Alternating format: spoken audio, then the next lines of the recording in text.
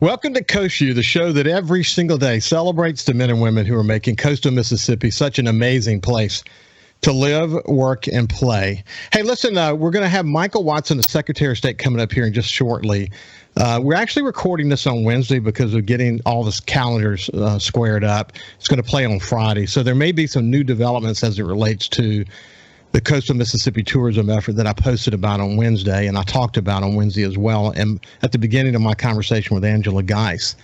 It was an important post about the current situation, and I'm really emboldened by the number of people that I've heard from. I just literally, as I'm talking to you now, my phone is still vibrating in my hand from people reaching out to me wanting to talk about it. So the business community is highly engaged, very significantly engaged.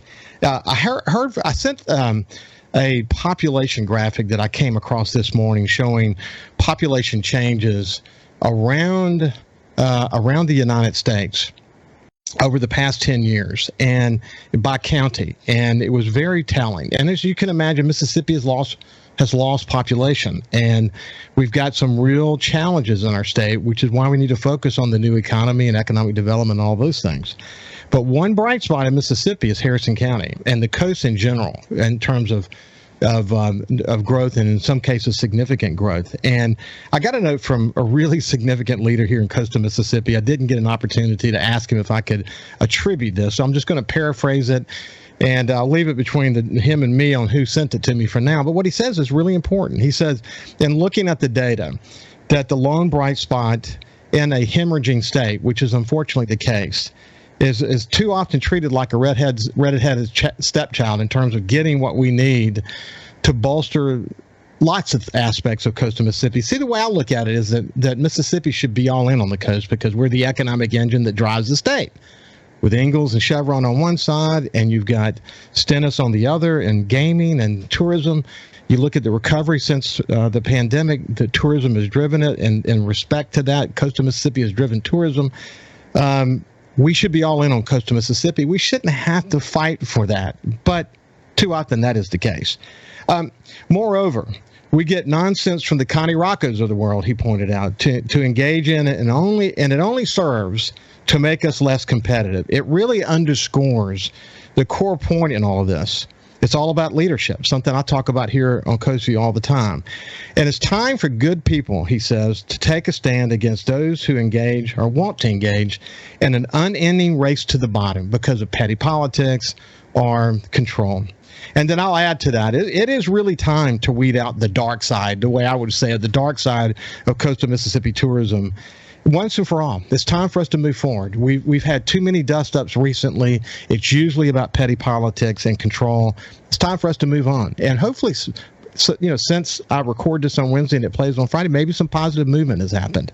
But I wanted to sort of, allude to that. Also, just want to point out, if you missed my conversation with John Hairston yesterday, we had an entire show with John Hairston, the CEO of Hancock Whitney, and it was incredible. It was, first of all, incredible discussion about leadership.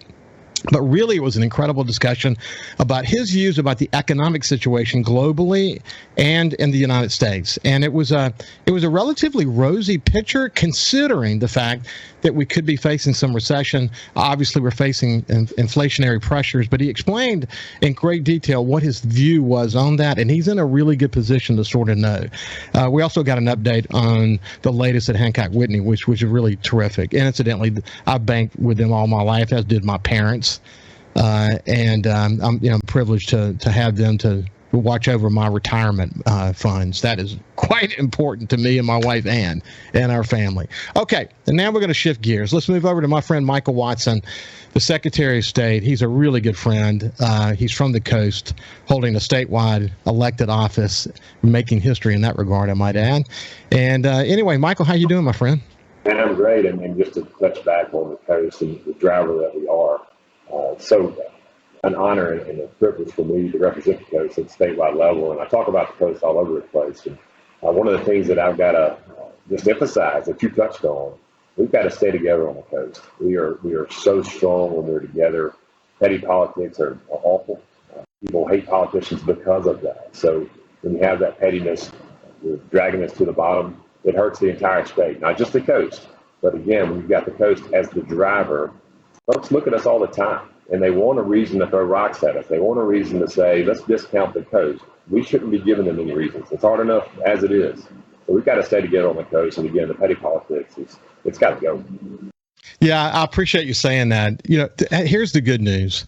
And I think I feel this way not only because during dust-ups like we're having to deal with again on coastal Mississippi tourism, not just because of that, but I hear from that a lot of leaders coming forward to say, you know what, I need to get more engaged in this. I need to understand more about what's happening. You see the Business Council being heavily engaged. You see members of chambers across the coast that are asking questions and wanting to know.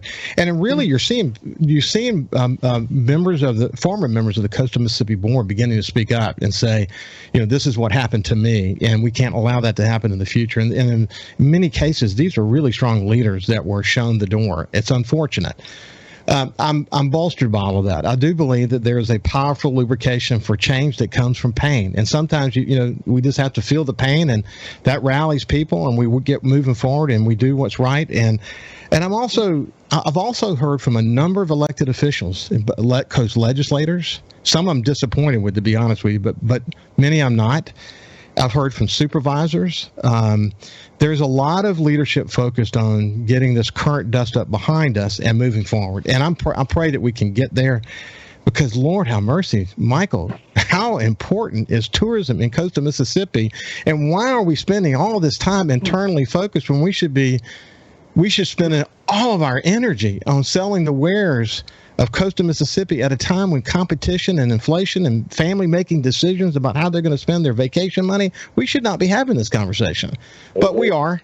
And I'm going to do my best to put I'm trying to do it in a way that is not slamming anyone, but just simply saying, let's rally together and let's solve this problem.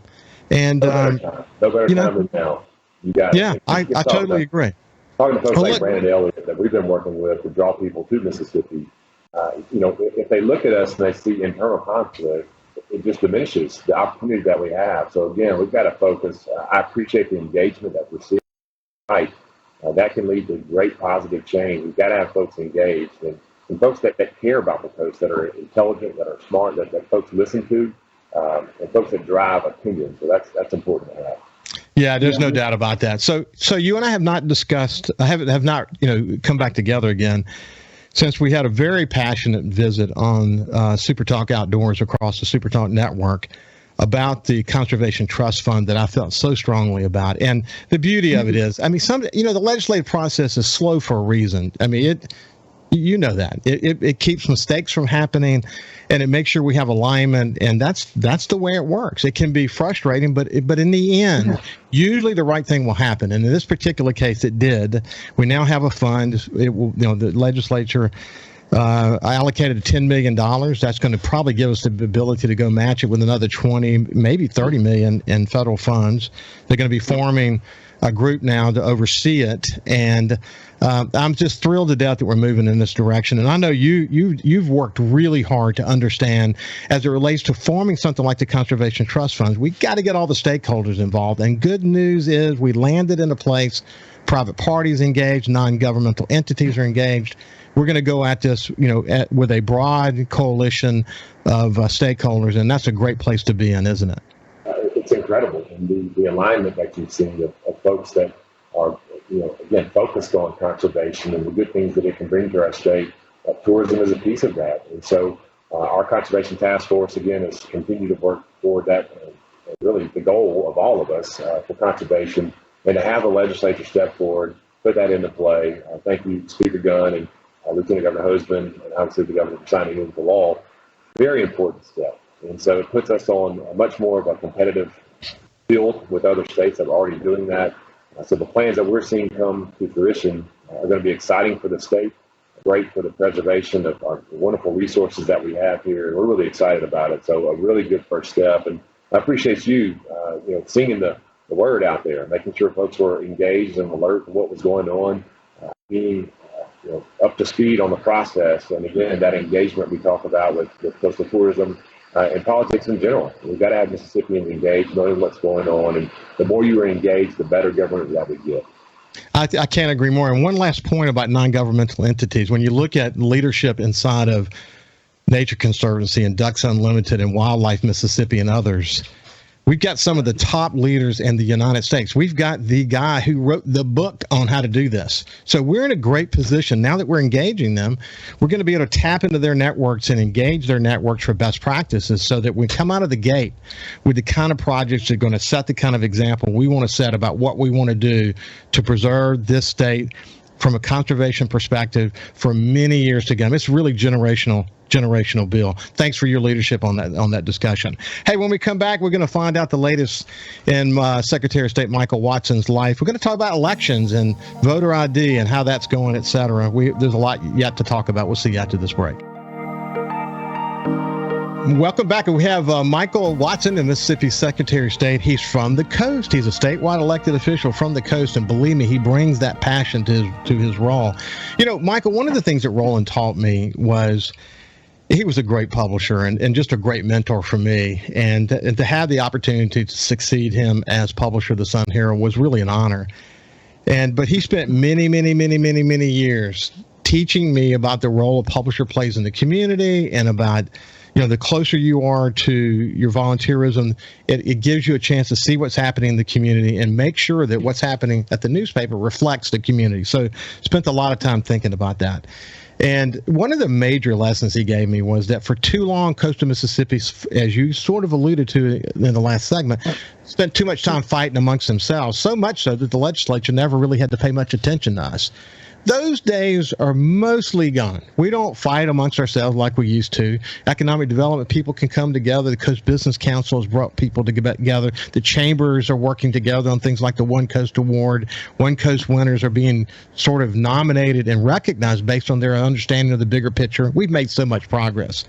And that's a good thing, because at the end of the day, we're better off as a strong region, aren't we, buddy? Oh, absolutely. The entire state's better. And look, I give a lot of credit to the legislative delegation right now, just a cohesive unit from across the coast, from across South Mississippi, and they're doing a wonderful job, and they're listened to. People, I'm telling you, people understand how strong the coast is. We're only going to get stronger, and as we can eliminate, those little hurdles that we create for ourselves, we're just going to continue to lead the state, continue to drive this state, and it's just important. It's important to have a strong coast for all of Mississippi. And again, as we talked about earlier, just an honor to be from there, to tell our story across the state. I love the coast, and it's important that we have a strong coast. So, hey, for people who don't really know what the Secretary of State's job is, just kind of give us the elevator speech on the multifaceted aspects of it, and then we'll come back to the most recent elections and how the voting process is going. Yeah, so look, it's one of those offices that people don't really realize. We touch just about everything in some form of fashion. So it's three kind of areas in general. Elections, obviously, people know that. It's the face of the office. Business services, Ricky, is really the breadth of the office comes into play. So charities, nonprofits, LLCs, corporations, sports agents, scrap metal dealers, cemeteries. We've got all kind of things that are woven into the business community across the state of Mississippi that come through our office. The APA, Administrative Procedures Act, I could go on.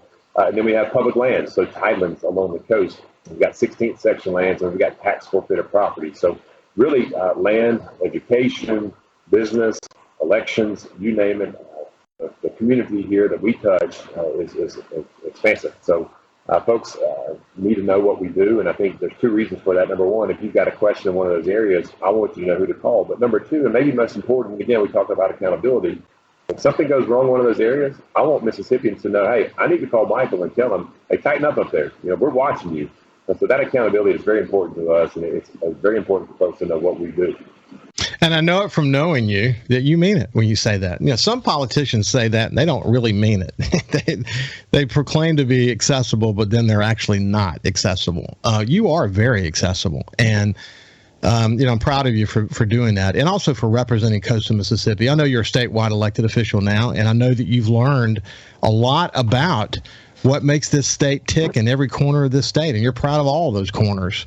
But it always helps to have someone who really gets the coast, because it's complex. It's a complex thing, the coast, and you're able to just sell our wares to the rest of the state, and that's a really good thing. So I'm proud of you for doing such a good job, my friend. Well, look, thank you. And Mississippians all over the place. We all want the same things. We want what's best for our families, what's best for our state and our communities. And so we may think a little bit differently about the coast or Northeast Mississippi or the Delta or Jackson. But again, at the end of the day, we're all Mississippians. We should be pulling towards the same goal, and that's a better future for our children. And the coast plays an integral role in that. So yeah, we get it together. Hey, this population thing that I mentioned a minute ago, it's interesting. It wouldn't surprise you to see that the darkest areas where the most amount of defection has come from is the Delta region. But do you know that Jackson, Mississippi, is in the top 10 in the entire United States for population loss? Top 10. I mean, it's shocking. And we got to get smart. We got to get smart about how to resolve some of these issues that are causing that, because if we're not growing, buddy, we're sliding, and sliding is not a good place to be in a competitive world. It's not. And look, to that point, we talk about the coast. The coast is very important. Jackson is as well. We got an issue, I guess about 2 or 3 weeks ago, kind of creep up with us with a tax forfeited property issue. And so I called the entire legislative delegation from Jackson into our office and sat down and said, listen, I don't know all the answers, but I know if we can build relationships together and work through things together, it's only good for all of us, and it's good for the entire state. So the entire Jackson delegation showed up at a lunch, and we sat down and talked through the details. And again, that's what it's going to take. It's going to take all of us putting our labels aside, sitting down around the table. Let's talk about the issues. How do we make this work? How do we make it better? And if we can do that across the entire state, we're going to be just fine. That's a good move. I mean, it seems that you've understood that having collaborative conversations, sort of what you did with your conservation effort, by bringing everybody in. People, what, we may have, as you pointed out, may have different political titles, but at the end of the day, people have a real love of their community. They have a deep love of the state, and they want the best. And some of these solutions, particularly from a population point of view, economic development point of view, we can find common ground on some of these issues, and we should. Hey, Michael, how's the voting process going in Mississippi these days? Look, I love our process. I love our system. Mississippi is a bottom-up state. The local level, which means the local level really does the hard work. So our circuit clerks, our election commissioners, and obviously the folks that come out to work the polls on election day are incredibly important to our state. So we've got a great process. We've got really good people. I'm sad about the turnout. If you look at our primary election day, it was about 11%. When you look at the entire state, some places better, some places worse. But we've got to get engaged. We've got to have people come out to vote. When you think about all the men and women, they gave all they had for that right, for that precious ability to come out to the polls to elect your officials. So I hope Mississippians will pay attention to that. I hope they'll come out and vote on the 28th on Tuesday, obviously the primary election runoff. And so it's a big day for our state. The 2nd, 3rd, and 4th congressional districts all have Republican runoffs. So a couple of quick things on that. If you voted in the Democratic primary on June 7th, you cannot vote on the 28th. Voted in the Republican primary, obviously you can come out and vote in the runoff. And if you didn't vote at all, you're eligible to come out and vote in the runoff as well on the 28th. So polls will be open from 7 to 7. This Saturday will be the last time you can go and vote in person absentee. So your circuit clerk's offices will be open from 8 to 12.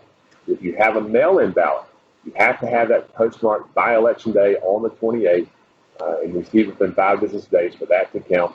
So those are kind of the quick rules that people need to be aware of. But again, I really appreciate the men and women across this state, our circuit clerks, our elections commissioners, and the folks that come out and work the polls. We would not be able to do it without them. So I just want to say thank you to them. Hey, where I vote here in Biloxi, the poll workers are amazing, and a lot of those faces you've seen for years. They've been doing that for a long time. They're passionate about it. They do a good job with it. But let me restate what you said, because someone sent me a note about this a week or two ago. Said, asking there was a misconception that if you voted Democrat before, you couldn't vote Republican this next time, and or you couldn't vote at all. So if you did not vote in the general election, and now that we have primaries, you can vote. You can definitely vote. Don't let people tell you can't vote. So let's go back through that again, Michael, because I do think there's some confusion about that. Yeah, so the key here is Mississippi does not allow crossover voting, which means if you voted in the Democratic primary on the 7th, you cannot come out and vote in the runoff on the 28th in the Republican primary runoff. If you voted in the Republican primary on June 7th, then obviously, yes, you can come out on the 28th. And then the broader picture is if you did not vote at all on the 7th, you didn't vote at all, you can come out and vote still in the runoff on the 28th. So important to know those rules. Again, having your voice heard is so incredibly important. And let's just honor the men and women who gave us that right. But this is important for our future. So I hope as many Mississippians will come out to vote, obviously legally registered here in our state. And I look forward to a better turnout, I hope, than we had on the 7th. Yeah, it is so disappointing when you go in and you see the number that when you sign in. I always check that, you see that number is low compared to what it normally is. It's always the case when you have these kind of off cycle, actually this is not necessarily off cycle, but there's not a lot of passionate, there's not a national race that's going on, et cetera, or some big issue that's, pushing people forward. Although, if you look at these congressional races, they're more contested than we normally see. Usually it's sort of a shoe-in for the incumbent, and that is not the case this time. So you're going to see, I think you're going to see a lot more engagement in the Republican primary runoff, than we've seen maybe ever. Well, hopefully that's the case. Listen, we gotta back away and move to the next segment. But listen, Michael, it's been great to catch up with you. Let's don't wait so long next time to get together. I'm in, my friend, and thank you for your good work. Appreciate you getting that information out. You bet. This has been Michael Watson. We'll see you after this break.